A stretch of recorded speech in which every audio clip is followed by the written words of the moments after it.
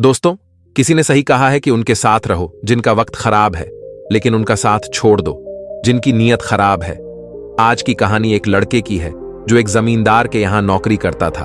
उसके माँ बाप नहीं थे। उसकी जिंदगी बड़ी कठिनाइयों से गुजर रही थी। रोज पैसे कमाकर लाता था, खुद खाना बनाता था और सो जाता था। एक दिन जब वह अपने काम से घर वापस लौट रहा था तो वह रास्ते में देखता है कि एक फकीर अपनी पीठ पर 3 पोटली लिए हुए एक नगर से दूसरे नगर में जा रहा था। वह देखने में काफी बुढ़ाड़ लग रहा था, लेकिन वह कुछ दूर और चलने के बाद थक कर एक पेड़ के नीचे आकर बैठ गया। तभी उस फकीर की नजर इस नौजवान लड़के पर पड़ी जो जमींदार के यहां नौकरी करता था, और वह उस दिशा में जा रहा था जिस दिशा में उस फकीर को जाना था।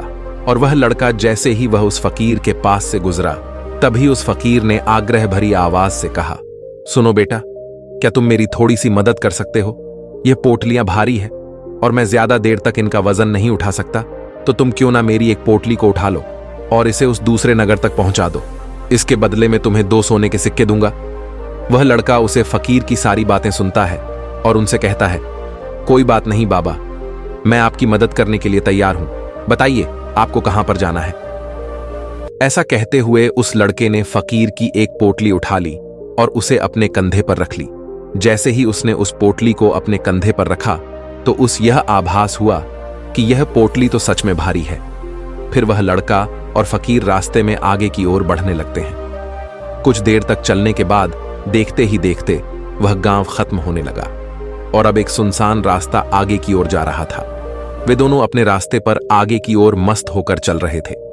जब वह दोनों भीड़ से पूरी तरह अलग हो गए, तब वह लड़का फकीर से कहता है कि बाबा, इस पोटली में आखिर ऐसा क्या रखा है जिससे यह पोटली इतनी भारी है? इस पर वह फकीर कहता है कि कुछ नहीं बेटा, इसमें कुछ तांबे के सिक्के भरे हुए हैं, इसलिए यह इतनी भारी है। उस फकीर की यह बात सुनकर वह लड़का मन ही मन सोचने लगा कि लगता है यह बाबा जरूर कोई व्यापारी है, तभी तो यह इतने सारे तांबे के सिक्के साथ लेकर चल रहे हैं। लेकिन तभी उसके मन में एक विचार आया कि मुझे इन सब से क्या मतलब, मुझे तो इस पोटली को दूसरे गांव तक पहुंचना है। जैसे ही यह ख्याल उसके मन में आया, उसने तंबों के सिक्कों का ख्याल अपने मन से निकाल दिया और रास्ते में आगे की ओर बढ़ने लगा। चलते चलते वह दोनों एक नदी के किनारे पहुंच गए। वह लड़का काफी हट्ठा कट्ठा था, इसलिए वह बिना ज्यादा सोचे समझे नदी में उतर जाता है। लेकिन वह फकीर अभी भी किनारे के पास खड़े थे।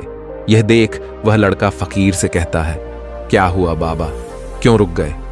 हम दोनों को इस नदी को पार करना होगा, तभी तो हम अगले गांव तक पहुंच पाएंगे। इस पर वह फकीर लड़के से कहता है कि मैं जानता हूं बेटा कि हमें यह नदी पार करनी ही होगी, लेकिन जैसा कि तुम देख रहे हो कि मैं बूढ़ा हूं और मैं यह 2 पोटलियां लेकर नदी पार नहीं कर सकता। इसमें अगर मेरा पैर फिसल गया तो मैं आगे का सफर कैसे तय कर पाऊंगा? क्या तुम मेरी एक पोटली और ले सकते हो? मैं इस पोटली के बदले तुम्हें 2 सोने के सिक्के और दूंगा। इस पर वह लड़का मुस्कुराते हुए उस फकीर से कहता है, बाबा, अब आप मुझे शर्मिंदा कर रहे हैं। अगर आप मुझे सोने के सिक्के ना भी दें, तब भी मैं आपका काम जरूर करूंगा। मैं आपको उस दूसरे गांव तक जरूर पहुंचा दूंगा। इस पर वह फकीर उस लड़के से मुस्कुराते हुए कहते हैं, बेटा, तुम तो बड़े ही भले आदमी लगते हो। इतना कहकर उस फकीर ने वह दूसरी पोटली भी उस लड़के को दे दी। जब उस लड़के ने उस दूसरी पोटली को अपने कंधे पर रखा, तब उस यह पोटली भी बहुत ज्यादा भारी लगी, लेकिन उसने वहां पर कुछ नहीं कहा। जैसे तैसे करके उन दोनों ने वह नदी पार की। नदी पार करने के बाद बातों ही बातों में उस लड़के ने फकीर से कहा, आखिर इस दूसरी पोटली में क्या है? यह भी बहुत भारी है। इसका जवाब देते हुए बाबा कहते हैं, बेटा, इस पोटली में चांदी के सिक्के हैं, इसलिए इस पोटली में भी काफी वजन है। उस फकीर की यह सारी बातें सुनकर उस लड़के का दिमाग तेजी से काम करने लगा था। वह सोचने लगा, एक पोटली में तांबे के सिक्के हैं और दूसरी में चांदी के। ऐसा लग रहा है जैसे यह फकीर बाबा बड़ी दूर से आ रहे हैं और इन्होंने अपनी सारी जमीन जायदाद बेचकर यह सिक्के इकट्ठा किए हैं, इसलिए तो यह इतना सारा धन साथ लेकर चल रहे हैं। लेकिन वह लड़का उस फकीर बाबा से कुछ भी नहीं कहता और वह दोनों चुपचाप अपने रास्ते में आगे की ओर बढ़ते चले जाते हैं। कुछ देर चलने के बाद आगे और सुनसान रास्ता आ जाता है।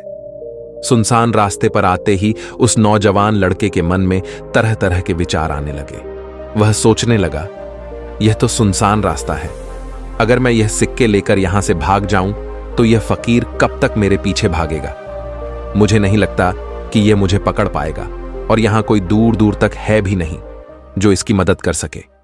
और वैसे भी ये बहुत सारे सिक्के हैं, मैं इससे एक अच्छी दुकान खरीद सकता हूं और खुद का व्यापार शुरू कर सकता हूं।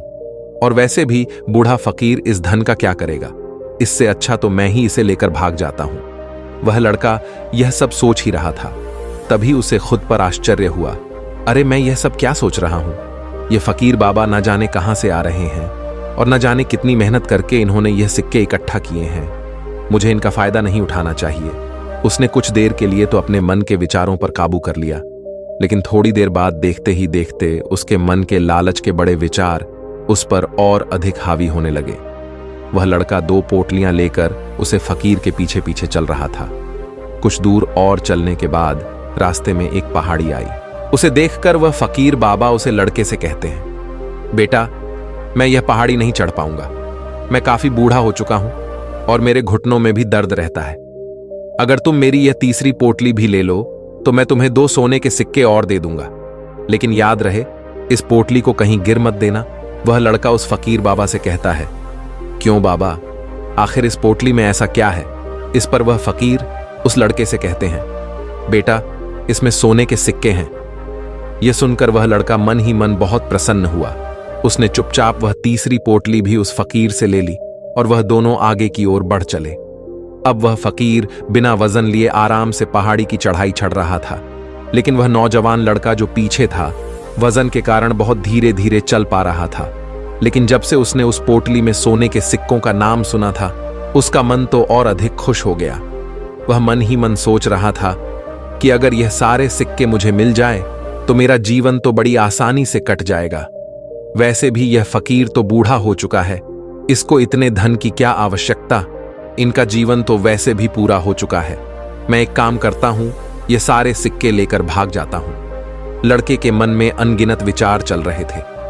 लड़के का मन उसकी बुद्धि पर पूरी तरीके से हावी हो चुका था। तभी उसके मन में एक और विचार आया, और अब की बार वह लड़का यह सोच रहा था कि लगता है यह फकीर बाबा कोई चोर हैं, नहीं तो इनके पास इतने सारे सोने के सिक्के कहां से आए। अगर यह कोई व्यापारी होता तो यह इस तरीके से पैदल यात्रा नहीं करता, और अगर इनके पास इतना सारा धन था तो यह कोई ना कोई साधन भी जरूर करता। लगता है यह कोई चोर है, और चोर का धन चोरी करने में कौन सी बुराई है।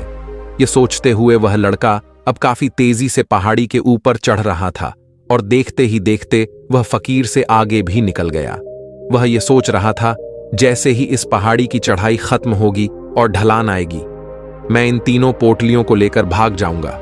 इसके बाद यह सारा धन मेरा हो जाएगा और मेरी गरीबी हमेशा के लिए खत्म हो जाएगी। यह सब सोचते सोचते वह पहाड़ी की चोटी पर पहुंच गया, और अब ढलान का रास्ता शुरू होने वाला था।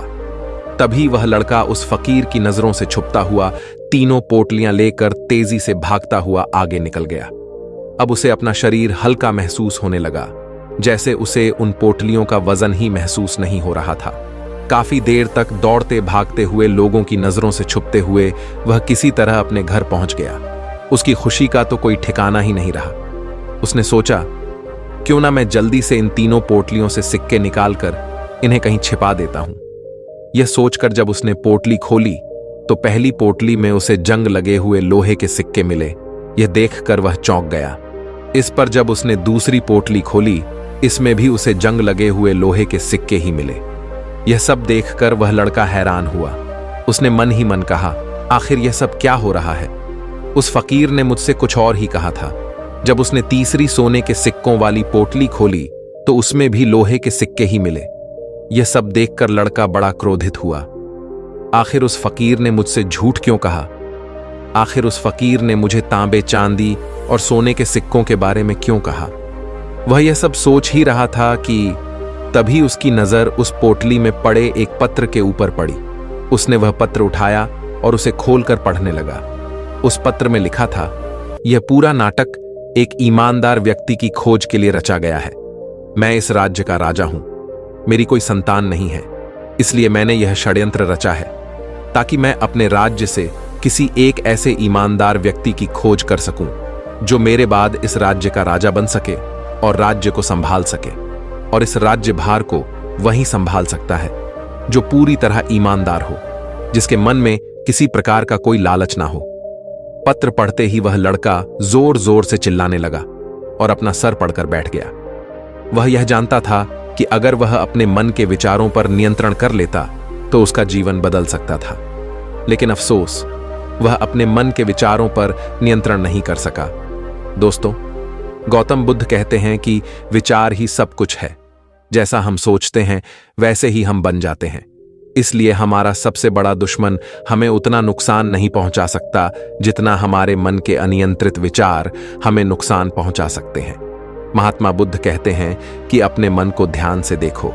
हमारे मन में जो विचार चलते हैं वही विचार शब्द बन जाते हैं और विचार ही कर्मों के रूप में प्रकट होते हैं। बार बार दोहराने पर कर्म आदतें बदलने लग जाता है और धीरे धीरे यह आदत हमारे चरित्र का गठन करने लगती है और आगे चलकर यही चरित्र हमारे भाग्य का निर्माण करता है।